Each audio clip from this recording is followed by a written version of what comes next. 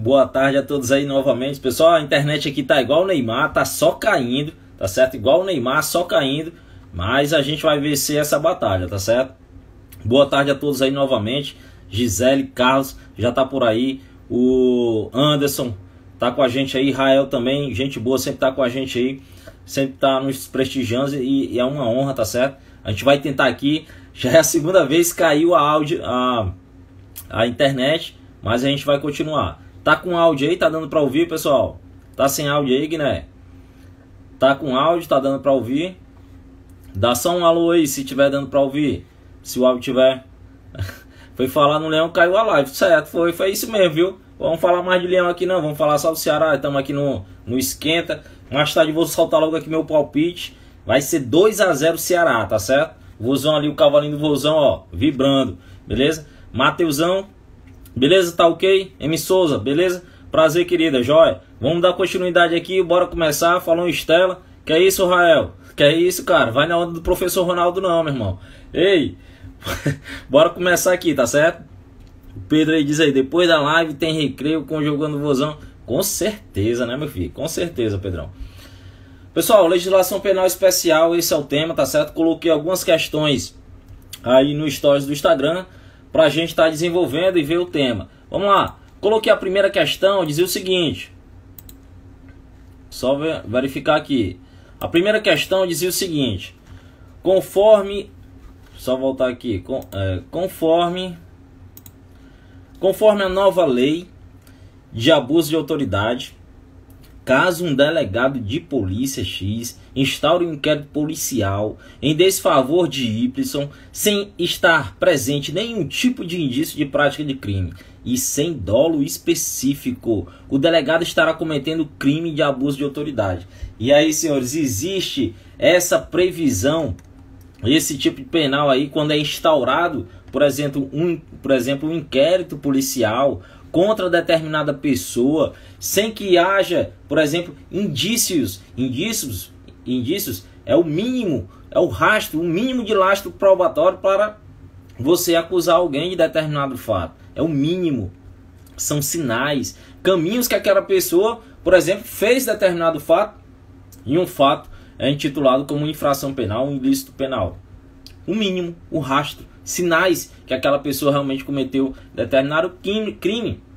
E, conforme a nova lei de abuso de autoridade, caso um delegado de polícia X instaure um inquérito... Tá dando aí? Tá...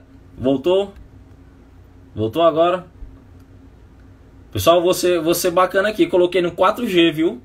4G aqui, coloquei no 4G, tá certo? Vou gastar meus um pouquinho que eu tenho aqui, mas pra gente dar continuidade aqui à live, tá certo? Olha aí, ó.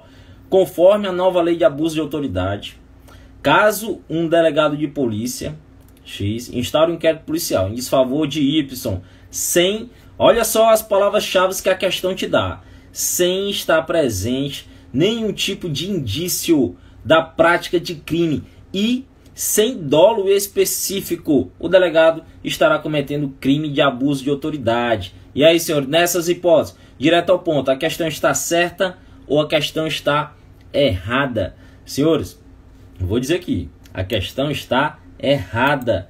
Errada, tá certo? E olha só, 47% disseram que a questão estava certa e 53% disseram que a questão estava errada, né? Por pouco aí, mas foi bem pareio, tá certo? A disputa aí. Um pouco mais da metade acertaram e o restante erraram, tá certo? Porque a questão está errada. Existe esse tipo penal na nova lei dos crimes de abuso de autoridade. E assim diz: requisitar a instauração ou instaurar procedimento investigatório de infração penal ou administrativa em desfavor de alguém à falta de qualquer indício da prática de crime, de ilícito funcional ou de infração administrativa. Senhores, nessa hipótese, o delegado de polícia que, por exemplo, instaura um inquérito policial quando não há o mínimo de lastro probatório que determinada pessoa cometeu uma infração penal, e esse delegado o faz, tá certo? Vamos supor, Porque ele não tem um dolo específico de prejudicar aquela outra pessoa, mas ele instaurou um inquérito policial. Ele não tem um dolo específico de se beneficiar com aquilo ou de beneficiar a terceiro, mas ele instaurou um inquérito policial. Nessas circunstâncias, tá certo? Nessas circunstâncias, ele sem ter dolo específico, ele não incorre nos crimes de abuso de autoridade. Sem ele não ter dolo específico de prejudicar alguém, de beneficiar a si mesmo, de beneficiar a terceiro, ou por mero capricho, ou por satisfação pessoal, que são os 5 dolos que devem existir, que devem estar presentes nos crimes, no caso dos crimes de abuso de autoridade. Todo crime de abuso de autoridade tem que ter esses 5 dolos específicos. Se não tiver, não comete crime de abuso de autoridade. E a questão ela foi clara. A questão dizia, né, conforme a nova lei de abuso de autoridade, caso um delegado de polícia instaure um inquérito policial em desfavor de Y, sem estar presente nenhum tipo de indício da prática de crime. Até aqui, ele poderia incorrer no tipo penal do artigo 27 da lei dos crimes de abuso de autoridade. Só que a questão disse, sem dolo específico, o delegado estará cometendo crime de abuso de autoridade. Se a questão disse que o delegado não tinha dolo específico, ele não incorre nos crimes de abuso de autoridade. Por quê? Mais uma vez eu repito, para incorrer nos crimes de abuso de autoridade, necessariamente, coloque aí no seu papel, coloque aí, se você estiver fazendo o acompanhamento dessa live com o seu material de apoio, escreva, tá certo? Rascunhe, porque todo estudante ele tem que ter ali um livrozinho, tem que ter lá um caderno e tá fazendo seus rascunhos, suas anotações, porque são pontos chaves, são pontos cruciais que decidem, por exemplo, uma questão de prova. E nesse caso, né, se o sujeito, no caso o delegado de polícia, ele não tem o dolo específico. E professor, o que é o dolo específico? É a finalidade específica, é uma finalidade diferenciada. E na lei de abuso de autoridade, necessariamente, para haver a caracterização de qualquer dos tipos penais previstos na lei de abuso de autoridade, deve haver um dos 5 dolos específicos. Qual é, professor? Olha só, os dolos específicos da lei de abuso de autoridade estão previstos lá no artigo 1º, parágrafo 1º. Eu vou transcrever aqui para os senhores. Olha só, as condutas descritas nesta lei constituem crime de abuso de autoridade quando praticadas pelo agente com a finalidade específica. Olha só o que diz o artigo 1º, parágrafo 1º da lei de abuso de autoridade. Com a finalidade específica de... Aí você vai frisar agora os 5 dolos específicos que a lei de abuso de autoridade ela nos dá. Olha só, prejudicar outrem ou beneficiar a si mesmo, ou a terceiro, ou ainda por mero capricho ou satisfação pessoal. Veja só, 5 dolos específicos que a lei dos crimes de abuso de autoridade ela te dá. 5 dolos específicos. Prejudicar alguém, beneficiar a si mesmo, beneficiar a terceiro, por mero capricho ou por satisfação pessoal. Senhores, no caso a questão que eu coloquei no stories do Instagram, se o delegado de polícia ele não tem nenhum desses dolos específicos, a conduta para os crimes de abuso de autoridade ela é atípica. A conduta para os crimes de abuso de autoridade ela é atípica. Ele pode incorrer em uma infração administrativa, em uma infração funcional, de acordo com o estatuto da Polícia Civil ou por aí vai, mas para efeitos de crime, tipificação penal do artigo 27 da Lei de Abuso de Autoridade, não ocorrerá. Por quê? Pode ser no artigo 27, no artigo 9º, no artigo 12, qualquer dos crimes de abuso de autoridade deve necessariamente existir a previsão de um dos dolos específicos, que é a finalidade específica do agente ao fazer a conduta. Caso não haja, a conduta será atípica para os crimes de abuso de autoridade, tá certo? Por isso que a questão, olha só a questão aqui, eu vou colocar novamente. Conforme a nova lei de abuso de autoridade, caso o delegado X instaure um inquérito policial em desfavor de Y, sem estar presente nenhum tipo de indício de prática de crime e sem dolo específico, quando a questão falou sem dolo específico, aí você já matou a questão que não há crime de abuso de autoridade por falta, tá certo, da inconsistência aí do artigo 1º, parágrafo 1º, que diz que todos os crimes da lei de abuso de autoridade devem necessariamente ter um dos dólares específicos. O Isaac pergunta aí, qual foi a pergunta, Isaac? Professor, é necessário conter as 5 que caracterizam o abuso de autoridade? Não, Isaac, apenas um desses dólares é suficiente para caracterizar o crime de abuso de autoridade, tá certo? Vamos relembrar, eu vou colocar aqui já um resumão da lei dos crimes de abuso de autoridade, tá certo? E nela também contém os 5 dólares específicos, mas você já fica esperto que necessariamente, coloque aí, anota do lado, cara. Se você fizer um livro de rascunho, anota do lado aí, porque são palavras-chave que vão diferenciar a sua prova, tá certo? Necessariamente deve haver a presença de um dos dólares específicos para que haja caracterização dos tipos penais relativos a crimes de abuso de autoridade. Caso não tenha, não há crime de abuso de autoridade. Pode ter outra infração, por exemplo, no âmbito administrativo, mas no âmbito criminal, especificamente relacionado à lei de abuso de autoridade, não. Beleza? Pegaram aí, portanto, a questão está errada. E 53% acertaram essa primeira questão aí. Beleza? Bora para a próxima. Lembrando, viu, senhores? Essa questão da instauração do inquérito policial é até divergente. Essa é uma conduta do artigo 27 da lei 13.869 de 2019, que é a lei que trata dos crimes de abuso de autoridade. Lembrando, esse dispositivo é objeto de uma ação direta de inconstitucionalidade por conta de uma possível violação das atribuições do Ministério Público, tá certo? Qual seja aquela de investigar, tá certo? E esse tipo penal está sendo objeto de investigação. Ok? Lembrando que aquele que dá, por exemplo, só ler aqui novamente a conduta do artigo 27, que diz o seguinte, olha só: requisitar instauração ou instaurar procedimento investigatório. Esse requisitar a instauração pode ser, por exemplo, um juiz que mande instaurar um inquérito, lembrando que pode ser tanto o juiz como o Ministério Público, tá certo? Juiz ou Ministério Público, diz aí, requisitar a instauração, ou seja, mandar, exigir providências, né? Ou instaurar procedimento investigatório, Quando a lei diz assim, ou instaurar procedimento investigatório, aqui pode ser, por exemplo, o delegado de polícia que instaura um inquérito policial, um termo circunstanciado de ocorrência. Pode ser também uma autoridade administrativa que instaura um procedimento administrativo contra determinado servidor, mas sem ter ele nenhum lastro probatório.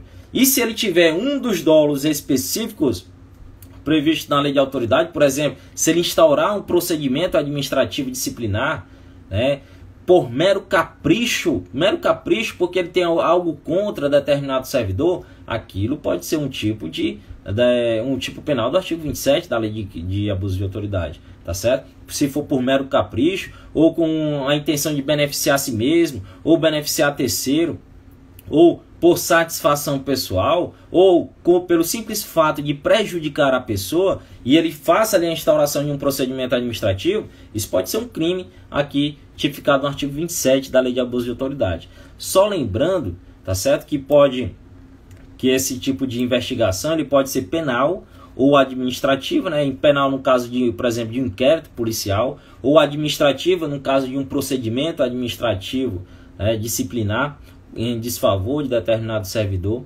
Lembrando, tá certo? Não haverá crime, na verdade haverá uma exclusão desse crime. Diz aí o parágrafo único: não há crime quando se tratar de sindicância ou investigação preliminar, tá certo? Sumária devidamente justificada. No caso de sindicância, a sindicância é uma preparação, tá vendo ali se há realmente indício para que haja ali mais na frente um procedimento administrativo disciplinar. Então, na hipótese de uma sindicância interna, por exemplo, de uma secretaria de Estado que está apurando possíveis irregularidades funcionais de um servidor e instaurou uma sindicância, tá certo? Porque na sindicância, ao final da sindicância, não pode haver uma penalidade. que é diferente de um procedimento administrativo disciplinar, que ao final do procedimento ele já indica uma penalidade, uma sanção ao servidor. No caso de sindicância, que é um ato preparatório, por exemplo, para um procedimento administrativo disciplinar, não vai haver, tá certo, essa tipificação do artigo 27, porque no caso de sindicância ou investigação preliminar, ela vai, diz aí o parágrafo único, não há crime. Portanto, a hipótese do parágrafo único do artigo 27 é uma hipótese de exclusão, tá certo? Exclusão da conduta do artigo 27, tá certo? Pedro Dias diz aí, finalidade específica de prejudicar outrem ou beneficiar a si mesmo, ou a terceiro, ou ainda por mero capricho ou satisfação pessoal. Beleza, Pedrão? Isso aí são os 5 dólares específicos da lei de abuso de autoridade. Lembrando, necessariamente, qualquer dos tipos penais, eles devem estar presentes. E aí você colocou a exceção também, né? A divergência na interpretação de lei ou na avaliação de fatos e provas não configura o abuso. Essa é uma hipótese de atipicidade da conduta, tá certo? É a chamada vedação ao crime de hermenêutica, da interpretação dos fatos. Beleza, Pedrão? Totalmente correta aí a sua análise, tá certo? Portanto, senhores, fica atento aí em relação a essa situação. Lembrando, o artigo 27 ainda é objeto de uma chamada inconstitucionalidade, tá certo? Bora para a próxima questão. A próxima questão eu coloquei aí. Olha só. Cadê a Érica? A Érica tá por aí. A Érica foi promovida aqui a juíza de direito, viu, Érica? Se você estiver aí, parabéns. Olha só. De forma descuidada, a juíza de direito, Érica, decretou medida de privação de liberdade em manifesta desconformidade com as hipóteses legais contra a Aguiar, policial militar. Sendo assim, Érica cometeu um crime de abuso de autoridade. E aí, senhores, nessa hipótese haverá um crime de abuso de autoridade? E aí, Gilson, beleza, meu irmão? Companheiro de fada, tamo junto, é uma honra, parceiro. E aí, Érica, zona aí? E aí, Érica, acertou essa questão? Tamo em posse, viu? Tamo em posse.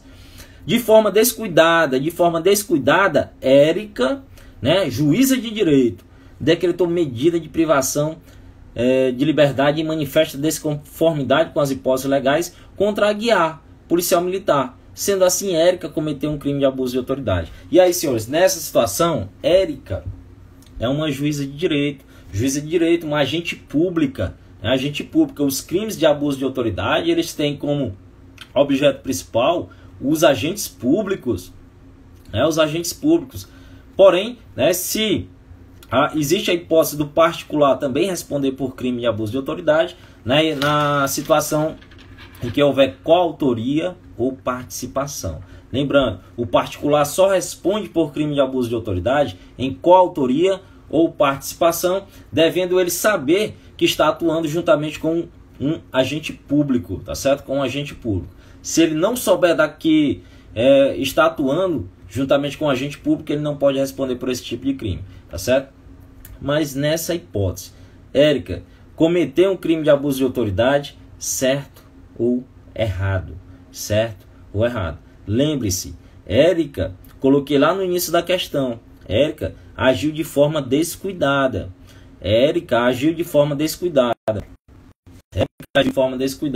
Tá certo? Isso já está falando aí, participação do autor, isso é hipótese no caso do particular que responde pelos crimes de abuso de autoridade. Mas aí quer saber, a pessoa, no caso, a gente, o que age de forma descuidada, no caso da decretação de privação de liberdade, por exemplo, mandou prender. Ou, por exemplo, ele decretou, no caso da juíza, decretou uma prisão temporária, por exemplo, do policial militar Aguiar. E aí, nessa hipótese, Érica cometeu um crime de abuso de autoridade? Sim ou não? Basicamente, a questão quer saber, sabe o que? Se você puder interpretar essa questão, quer saber se os crimes de abuso de autoridade... Beleza. Pronto, a questão quer saber é o seguinte. Na hipótese que Érica agiu de forma descuidada, se ela agiu de forma descuidada, houve uma espécie de culpa, né? Negligência, por exemplo. E aí Érica decretou uma medida de prisão em desfavor do policial militar. Nessa hipótese, Érica cometeu um crime de abuso de autoridade, sim ou não? Senhores, eu disse, ó, a priori, vou logo resolver essa questão. A questão está errada. E 52% dos votantes, tá certo? Acertaram, porque a questão está errada. E 48% erraram. Perceba que foi bem pareio aí, tá certo, essa questão. Mas 52% que disseram que a questão estava errada, acertaram. E aí a gente vai verificar aqui. Olha só. Pessoal, tá dando para verificar aí esse slide? Me diz aí, mantém o feedback aí, pessoal. Tá dando para verificar aí esse slide? Só para dar continuidade aqui. Tá dando para verificar? Tá dando para visualizar o slide aí, Anderson? E aí, Júnior? Tá dando para verificar aí o slide? Olha só, pronto. Vamos comentar aqui. Se você verificar esse slide aí, você vai resolver praticamente todas as questões de abuso de autoridade. Se você tiver um pouquinho da noção, da compreensão, tá certo? Desse slide, você vai verificar, você vai acertar todas as questões que tratam aí de abuso de autoridade. Primeiro eu coloquei, é imprescindível, que isso quer dizer que deve existir, que deve estar verificado na norma, na conduta, deve existir. É imprescindível, indispensável. O que? Um dos 5 dólares específicos. Vou bater bastante nessa orientação em relação aos crimes de abuso de autoridade, porque isso vai ser objeto de prova, tá certo? Não esqueça, deve estar necessário isso, Gilson, ela está dizendo aí, é imprescindível um dos 5 dólares. E ao lado do quadro aí eu já coloquei quais são os 5 dólares. Prejudicar alguém, beneficiar a si mesmo, beneficiar a terceiro, mero capricho, satisfação pessoal. Portanto, senhores, se deve estar um dos 5 dólares específicos, e na questão eu coloquei que a Érica, como juíza de direito, agente público, agiu de forma descuidada. Se ela agiu de forma descuidada, ela não tinha um dolo específico de prejudicar, no caso policial militar ou aguiar. Se ela agiu de forma descuidada, ela não teve um dolo específico de prejudicar, nem de beneficiar a si mesmo, nem de beneficiar a terceiro, nem por mero capricho e nem por satisfação pessoal. Porque de forma descuidada, se for forma descuidada, não caracteriza o crime de abuso de autoridade, pode caracterizar o tipo de infração, professor? Pode ser uma infração administrativa que ela deve responder junto ao Conselho Nacional de Justiça, junto à Corregedoria da Justiça, né, a qual ela pertence, né, mas é um crime funcional de forma administrativa, mas não para efeitos da lei que trata dos crimes de abuso de autoridade, para efeitos do artigo 9º da lei que trata dos crimes de abuso de autoridade, porque o artigo 9º da lei dos crimes de abuso de autoridade diz, vamos ver lá, olha só o que é que diz o artigo 9º, que é o primeiro artigo que traz as tipificações penais dos crimes de abuso de autoridade. Olha só o que diz: decretar medida de privação de liberdade em manifesta desconformidade com as hipóteses legais. Por exemplo, né, no caso de uma juíza que manda prender determinada pessoa sem estar na hipótese de flagrante, um delegado, por exemplo, que manda prender determinada pessoa que não está na hipótese de flagrante, não está ali cometendo um crime, um ilícito. Por exemplo, uma juíza, um juiz de direito, que decreta uma prisão temporária de uma pessoa que está na fase processual já, respondendo por um crime de ameaça. Olha só, o crime de ameaça, né, ele nem está no rol daqueles que admitem a prisão temporária. E perceba aí a manifesta desconformidade com as hipóteses legais. Imagine também, ainda na fase processual, o juiz que decreta a prisão temporária por um crime de ameaça. A prisão temporária, ela deve ser decretada na fase pré-processual, na fase do inquérito policial e não na fase processual. Percebam aí a manifesta desconformidade com as hipóteses legais. Apesar de que a lei que trata dos crimes de abuso de autoridade, ela sofre muitas críticas por conta desses tipos penais que são muito abertos, né? Fica por conta aí de uma interpretação, de uma subjetividade do intérprete, porque tem tipos penais abertos por exemplo, o que é uma desconformidade com as hipóteses legais. Deverá haver aí uma margem de interpretação, tá certo? Mas conforme o caso, por exemplo, no exemplo que eu dei, no caso uma juíza de direito que decreta uma prisão temporária na fase processual de alguém que está respondendo por um crime de ameaça, veja bem, a ameaça não é hipótese, não está no rol dos crimes que admitem a prisão temporária. A prisão temporária não pode ser decretada na fase processual, e sim na fase que antecede, no caso a fase pré-processual, no caso o inquérito policial, é onde deveria ser decretada uma prisão temporária, e por aí vai.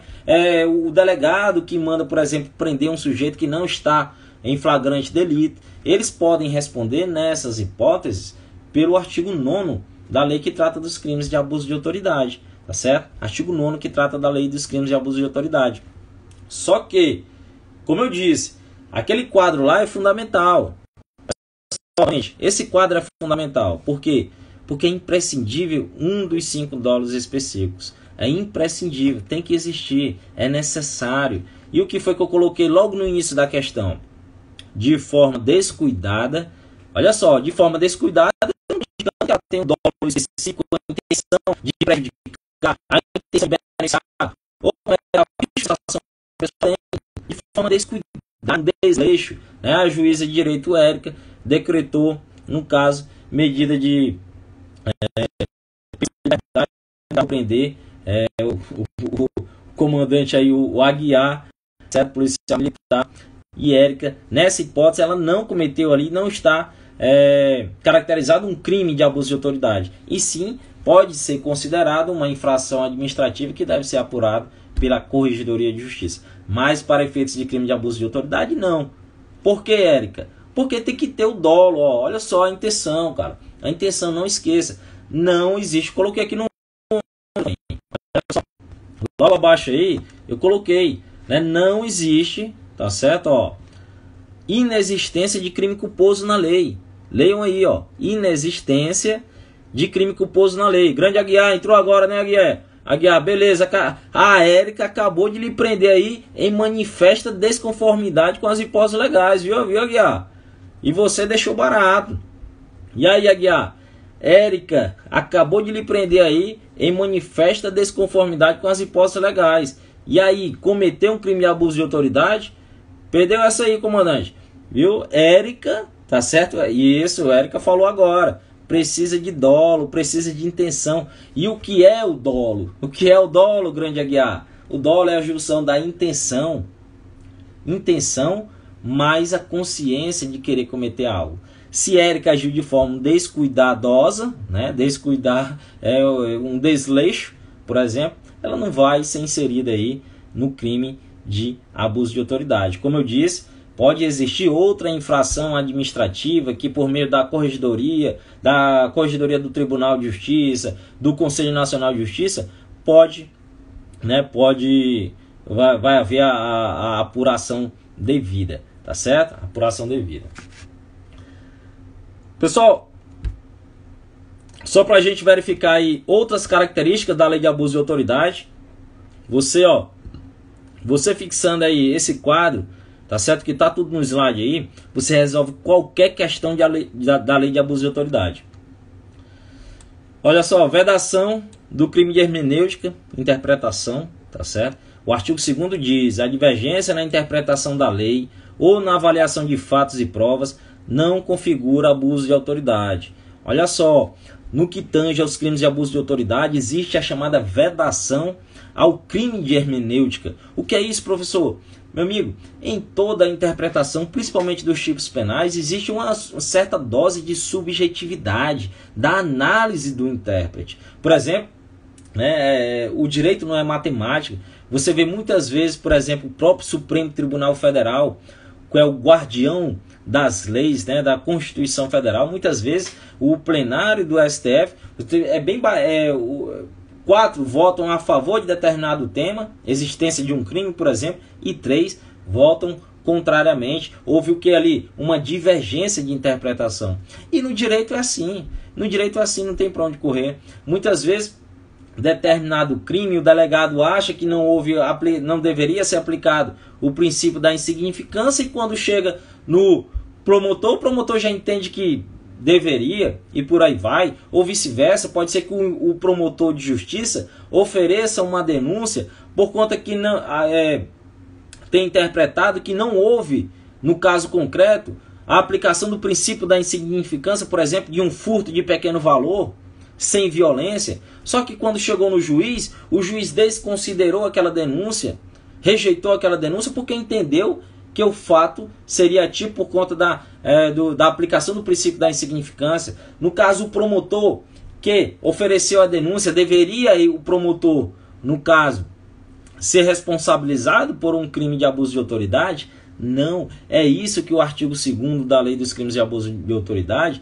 ela vem prevendo até uma certa segurança para aqueles que interpretam a lei ou até mesmo os fatos. No caso, os agentes, aqueles que estão na ponta de lança da área da execução, por exemplo, da segurança. Por isso que a lei diz, o artigo 2º, a divergência na interpretação da lei ou na avaliação de fatos e provas não configura abuso de autoridade, tá certo? Não configura abuso de autoridade. Essa Érica está dizendo aí, o direito é relativo, eu fico doidinha. É isso, Érica, o direito é constante. O direito, o que é que se diz juridicamente? Ele não é estático, ele se movimenta, né? Ele não é estático, ele se movimenta. Por isso que a gente vê aí várias divergências, determinados autores sustentam determinadas posições acerca de determinado assunto, quando outros já contrariam, né?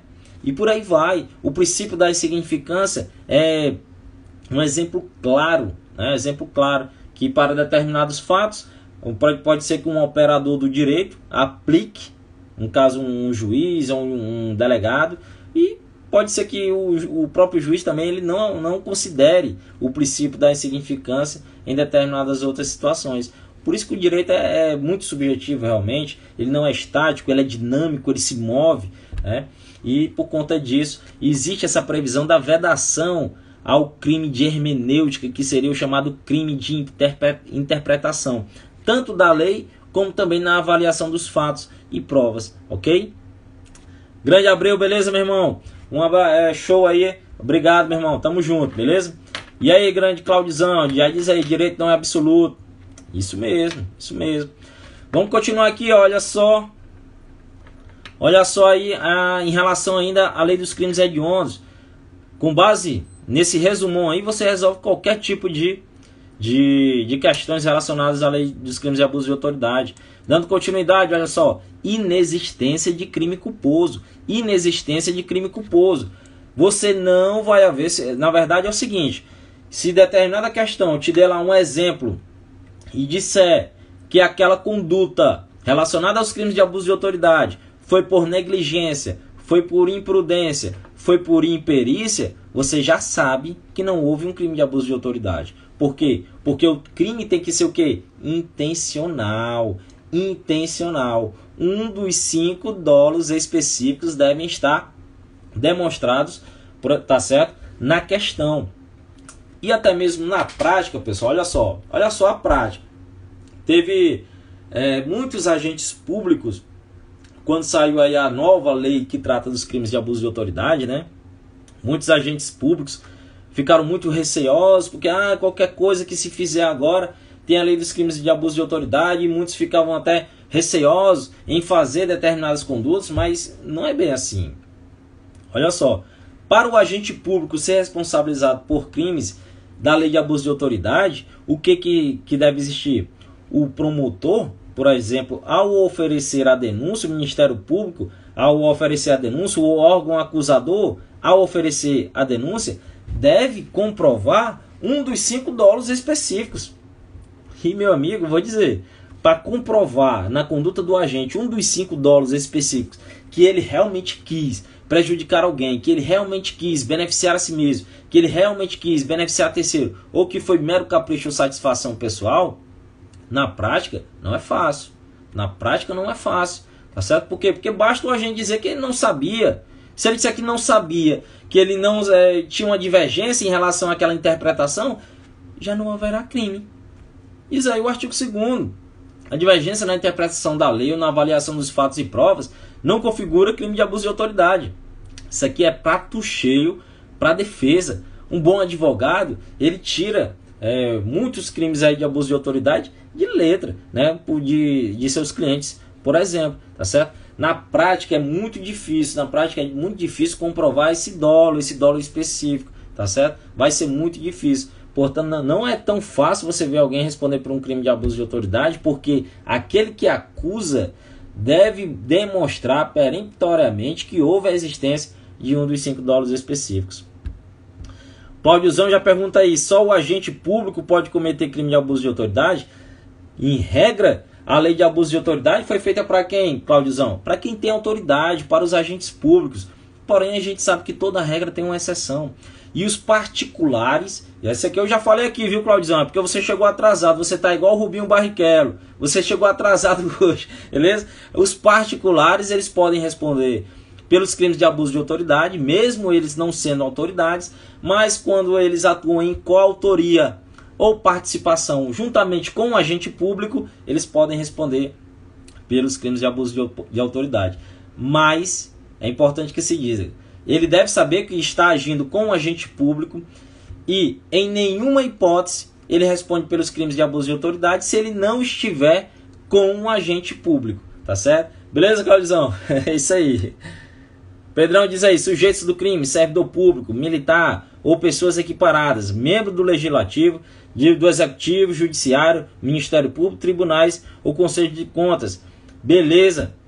Beleza aí, viu, Pedrão? Esse é o rol que está previsto lá no artigo 2º da lei que trata dos crimes de abuso de autoridade. Beleza? O Pedro já diz aí também, crime próprio, particulares, se souberem que o outro é agente público. Isso. E aí, não se esqueça, viu, Pedrão? Se o particular ele comete uma das condutas, mas ele não está com o agente público, em nenhuma hipótese ele responde pelo crime de abuso de autoridade. Necessariamente ele deve agir com o agente público, tá certo? E sabendo que ele tem essa condição de agente público. Para a gente terminar aqui o quadro, ok? Não há pena também de reclusão, não há pena de reclusão na lei que trata dos crimes de abuso de autoridade. Isso aqui, para a prova objetiva, é fundamental, porque geralmente coloca-se lá o rol de crimes e, por exemplo, também traz as penas. E se você verificar que nas penas tem um crime com pena de reclusão, você já sabe que não é crime de abuso de autoridade. Por quê? Porque os crimes da lei de abuso de autoridade só tem previsão de pena de detenção, ok? Detenção e multa, detenção e multa. Lembrando, as ações são públicas, incondicionadas. A ação penal no crime de abuso de autoridade é pública e incondicionada. O que isso quer dizer, professor? Quer dizer que o titular é o Ministério Público, que por meio de uma denúncia, tá certo, vai dar início ali ao processo da investigação do processo em relação à conduta de determinado agente público. Existe a possibilidade de não ser pública e incondicionada? Existe. No caso de inércia do Ministério Público, aí pode haver a chamada ação penal subsidiária da pública. Isso também é uma previsão constitucional e uma previsão também do artigo 3º da lei que trata dos crimes de abuso de autoridade. Tá certo? É a hipótese em que o particular, o ofendido no caso, ele pode entrar com ação penal, mas somente no caso de inércia do Ministério Público, tá certo? Quando ele não entrou no prazo legal. Outra, ainda em relação aqui o pessoal tá dando para vocês visualizarem aí. Vou só tirar aqui só os comentários só para a gente finalizar esses slides, certo? Todos os preceitos secundários possuem detenção e multa.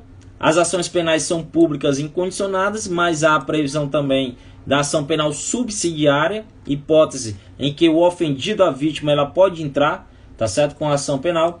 Isso num prazo de 6 meses, quando esgotar, lembre-se bem, o prazo de oferecimento da denúncia.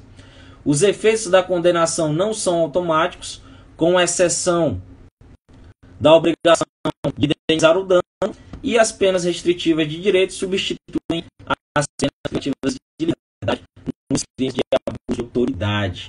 Tá certo? Portanto, dificilmente você vai ter alguém que responde o crime de abuso de autoridade realmente em um estabelecimento prisional por conta somente de um crime de abuso de autoridade. Por quê? Porque geralmente, né, ele vai ter, no caso, uma pena restritiva de direitos que vai substituir a pena privativa de liberdade, tá certo? E no caso, na pior das hipóteses, se ele fosse cumprir a pena em estabelecimento prisional, a pena seria iniciada em regime semiaberto, tá certo? Por quê? Porque é uma pena de detenção, né? Reclusão, que o início pode ser fechado, semiaberto ou aberto, né? E detenção, no caso semiaberto e aberto, a maior seria semiaberto, no máximo. Portanto, senhores, aí, com base nesse quadro, tá certo? Se você tiver atenção, você pode resolver qualquer questão da lei dos crimes de abuso de autoridade. Lembre-se também, em relação aos efeitos da condenação daquele que comete crime de abuso de autoridade. Os efeitos não são automáticos. No caso, por exemplo, da perda do cargo público ou da inabilitação para o exercício, tá certo? Do cargo ou da função pública. Esses efeitos não são automáticos, os efeitos da condenação, com exceção do inciso 1 do artigo 3º, que é a obrigação de indenizar um dano e de indenizar o dano. Somente esse tem cunho automático. Lembrando, nas legislações penais especiais, na lei dos crimes de abuso de autoridade, os efeitos não são automáticos. Na lei que trata de racismo também, os efeitos não são automáticos.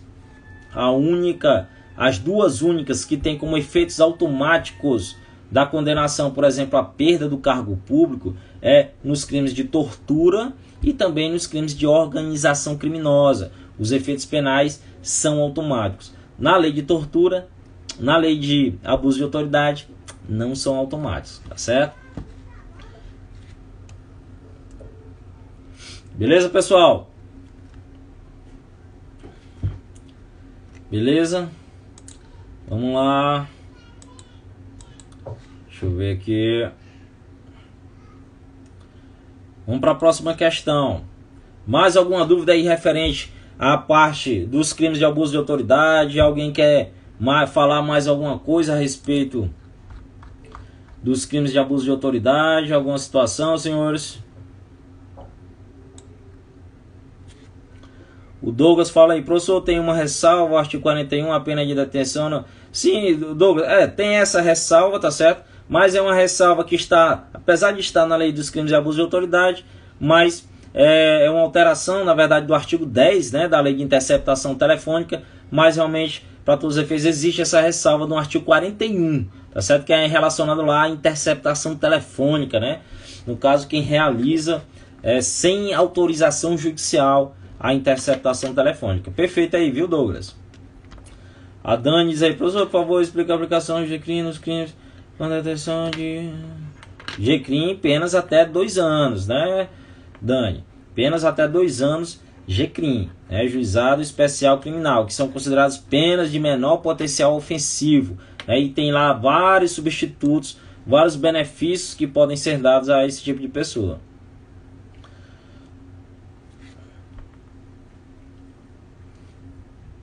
Aposentado pode cometer, o Claudizão pergunta aí.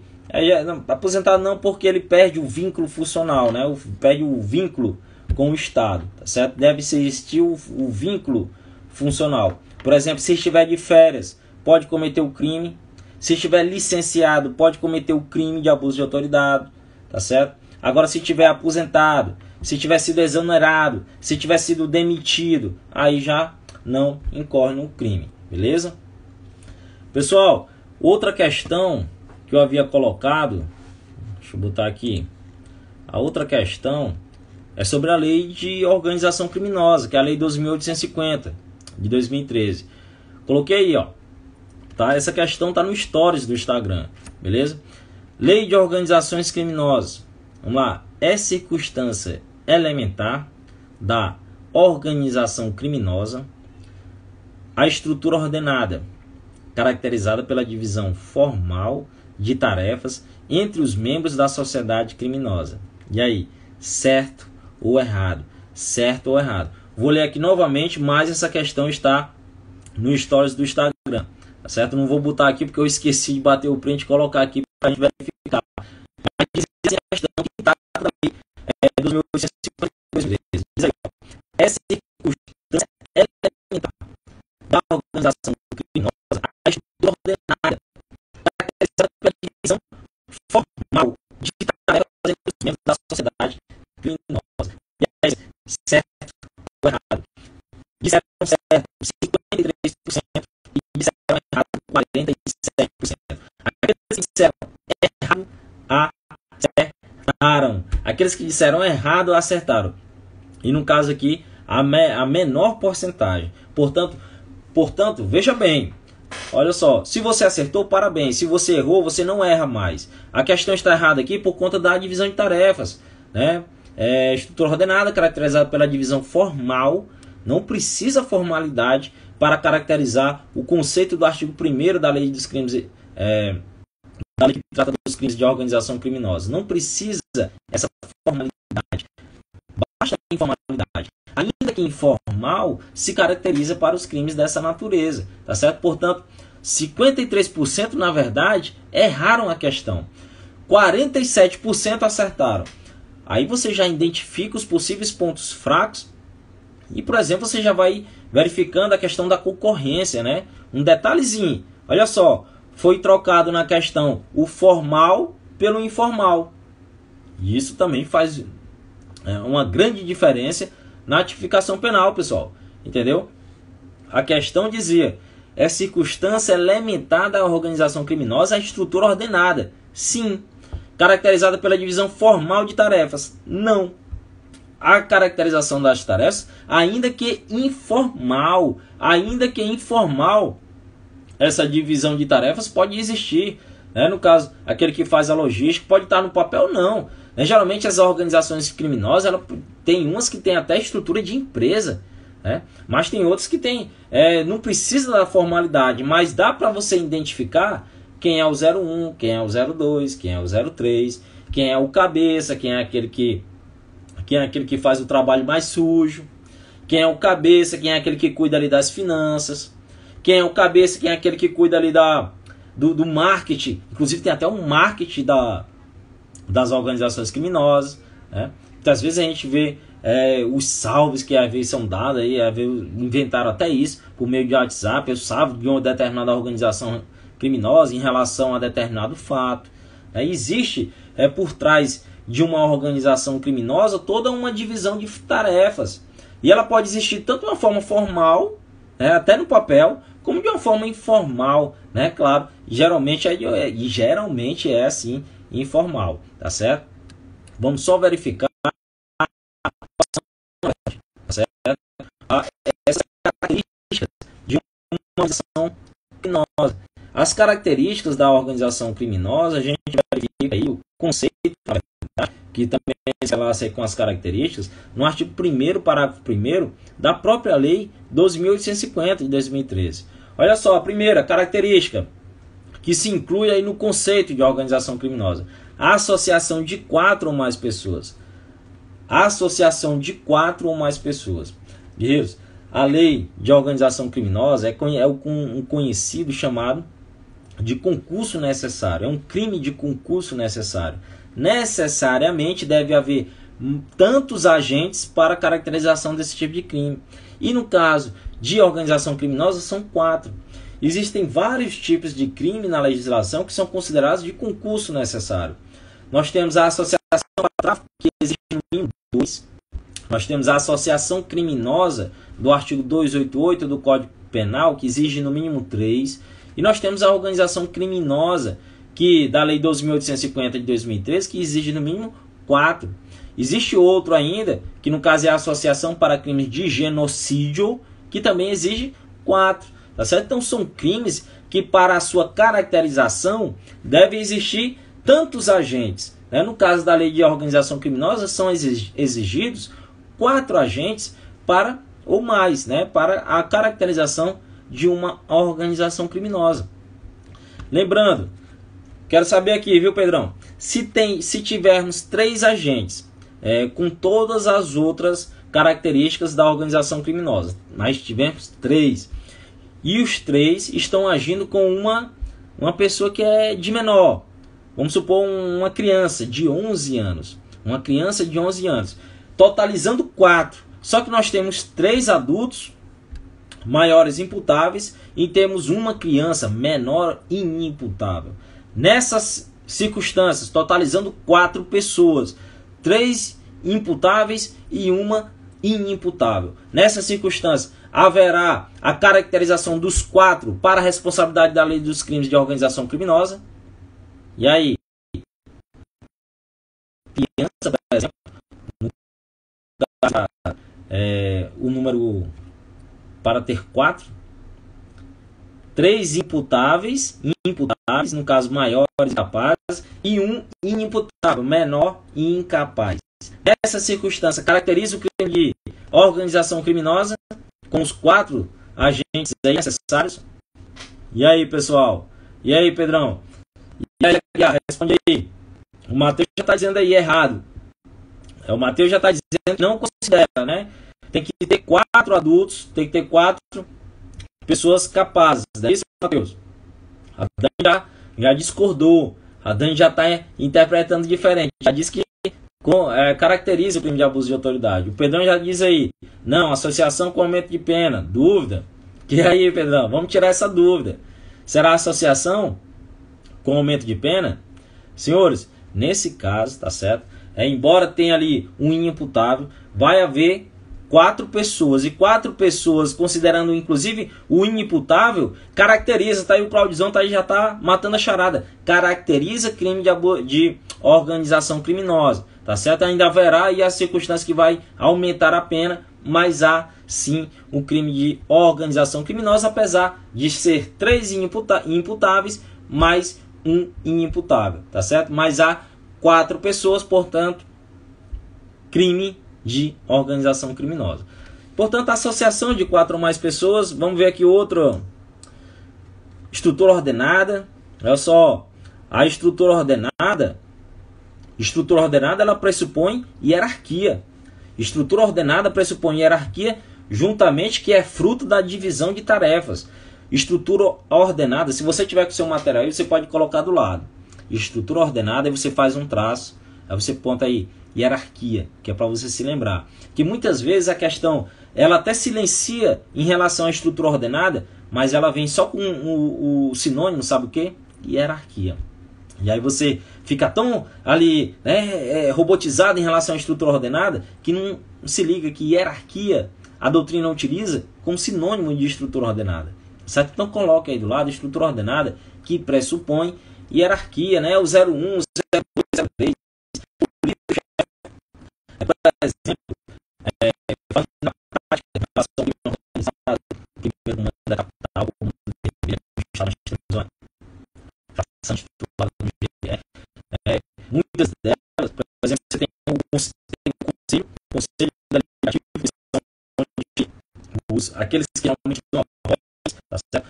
Nós temos também sintonias, eles intitulam de sintonias. Por exemplo, se o conselho tiver como órgão central São Paulo, você pode ter a sintonia do estado do Ceará, que é aquele que dá a voz geral, né? E já está ali dentro dessa estrutura ordenada.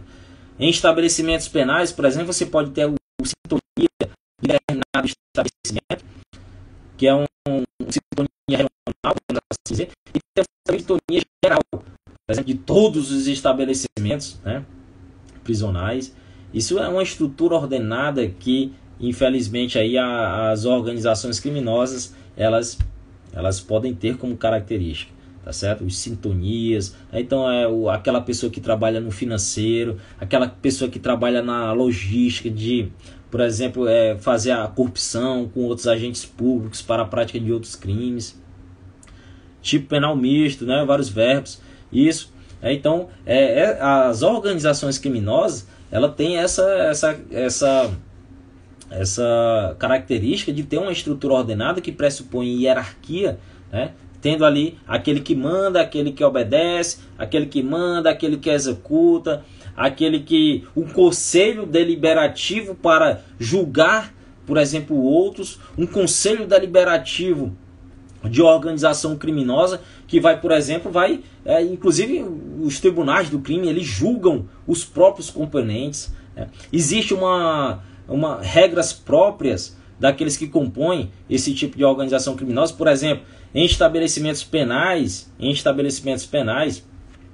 em dias de visita, por exemplo, na época que existiam as visitas íntimas, hoje em dia, pelo menos aqui no estado do Ceará, não tem mais visita íntima. Mas, por exemplo, na época que tinha, existe um código próprio, né, das organizações criminosas, de quando a companheira, mulher, cônjuge, por exemplo, de outro preso, adentra a unidade prisional, por exemplo, ali dentro das alas, que é onde convivem os presos, nenhum preso pode olhar para essa mulher. O preso pode olhar para essa mulher. Somente a pessoa, somente ali, o esposo, no caso daquela mulher. Todos os outros presos devem virar de costas para não olhar para aquela mulher. Isso é uma regra própria de organização criminosa, essas facções, principalmente em estabelecimento prisional. Na época que existia, por exemplo, visita íntima, aqui no estado do Ceará, facilmente se verificava esse tipo de situação. Mas aqui é um dos exemplos, certo, de como essa estrutura, de como as organizações criminosas têm um código próprio em relação aos seus integrantes. Certo? Portanto, se eu a situação de 4 ou mais pessoas, travou, vou normal agora. E aí, voltou. E aí, travou, voltou.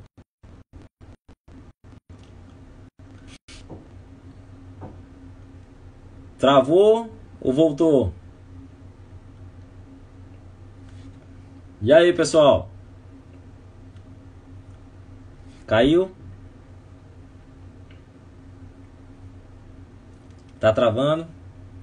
Então, pessoal, deu para verificar? A gente tava comentando aqui a respeito de alguns códigos, né? Por exemplo, que essas organizações criminosas ela tem para com seus integrantes, né? Eu estava comentando aqui que em estabelecimento prisional, por exemplo, em dias de visita íntima, era fácil verificar uma das expressões desse código em relação aos integrantes dessas facções. Por exemplo, quando em visita íntima, quando adentrava uma determinada mulher, por exemplo, companheiro ou cônjuge de outro preso, os demais não poderiam olhar para ela. Eles deveriam ficar virados de costas. Esse era um dos códigos que os integrantes dessas facções tinham. Portanto, estamos vendo aqui as características das organizações criminosas, 4 ou mais, estrutura ordenada que pressupõe hierarquia, 01, 02, 03, aquele que é o chefe, o conselho deliberativo, os sintonias gerais, como geralmente muitas facções têm, tá certo? Que são aqueles que alcançam um patamar de liderança diferenciado dentro da organização criminosa, tá certo? E tem também um certo mando dentro das mesmas. Outro tipo de característica, olha só, objetivo de obter aquilo que a questão pedia, né? Divisão de tarefas, ainda que informalmente. Não precisa estar no papel ali delimitado, mas é sabido, é identificado que tem um que manda, tem um que faz uma coisa, tem outro que faz outra, tá certo? Essa é a divisão de tarefas, onde facilmente você identifica quem manda e quem é mandado. Facilmente você identifica aquele que é, por exemplo, que cuida das armas, aquele que cuida do paiol, aquele que cuida das finanças, da contabilidade daquela organização criminosa, né, que funciona como se fosse uma empresa, aquele que cuida dos pagamentos, aquele que cuida dos advogados, por exemplo, de fazer o pagamento dos honorários, das defesas e por aí vai, né?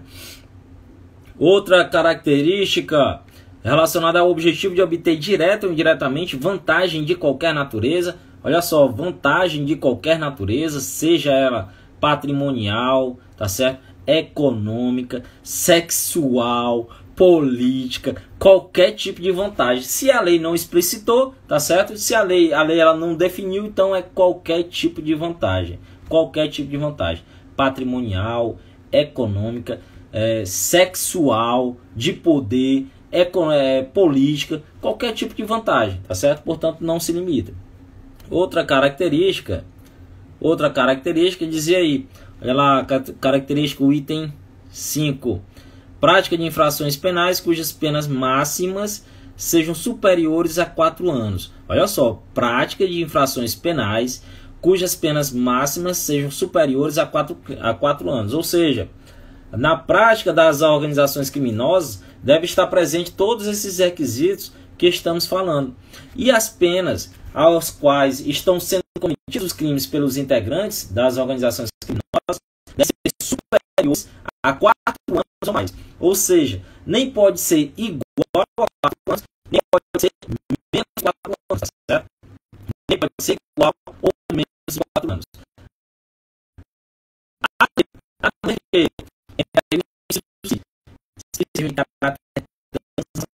Se a prática de infrações penais for de caráter transnacional por parte da organização criminosa, é independente do ponto da pena atribuída. Certo? Aí, características das organizações criminosas. Conceito das organizações criminosas. Voltou aí? Me dá um oi. Se tiver voltado, dá um oi aí.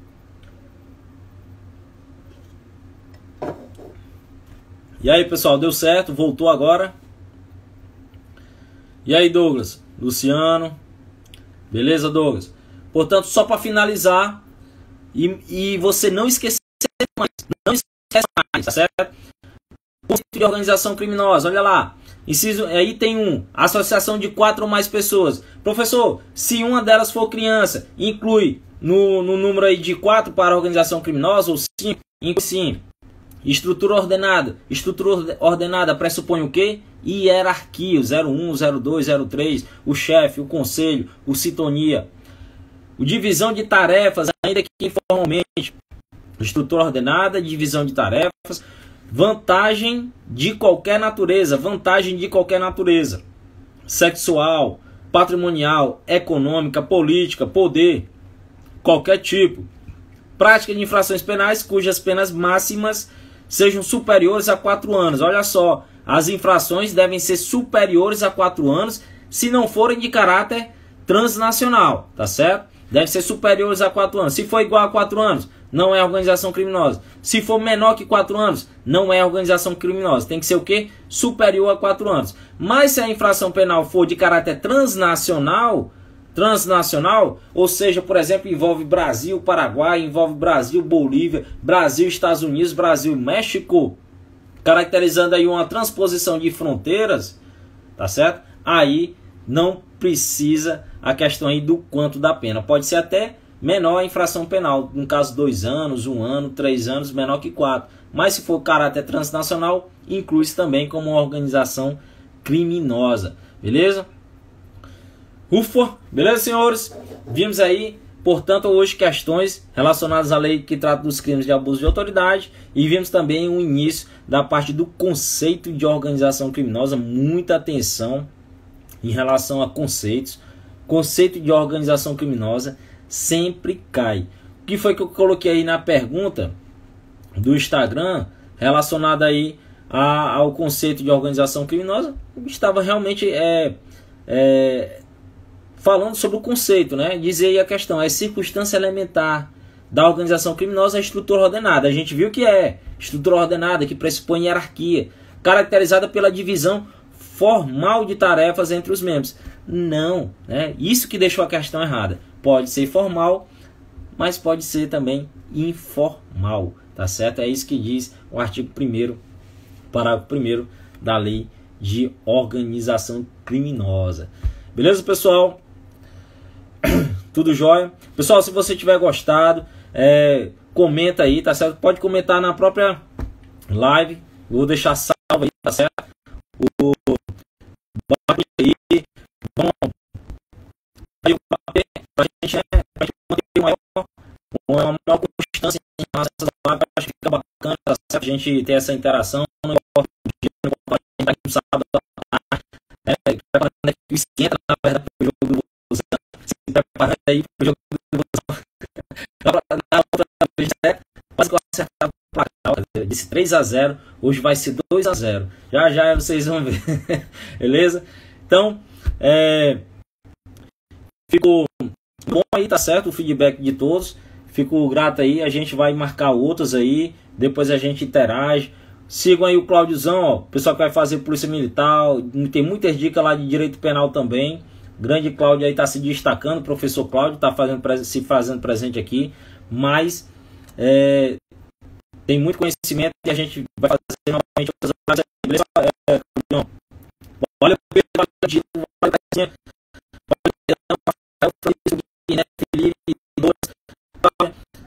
Power, muito obrigado aí pela presença, participação. Grande Filipão, tamo junto, parceiro, tamo junto. Pedrão aí desenrolado, muito obrigado pela participação a todos, uma honra, beleza? Logo logo a gente tá junto aí, a gente marca outra legislação. Pessoal, um bom sábado, ótimo final de semana, saúde e paz. A gente vive tempos aí muito difíceis, muitas pessoas boas, né, estão nos deixando aí, infelizmente, né? A gente fica até impressionado com o quantitativo de gente que essa crise sanitária de saúde vem aí nos deixando órfãos, né? Mas a gente vai sair dessa, se Deus quiser, viu? Grande Érica, né? Obrigado aí mais uma vez a participação, beleza, Érica? Tamo junto, pessoal, bom sábado para todos, saúde e paz, beleza?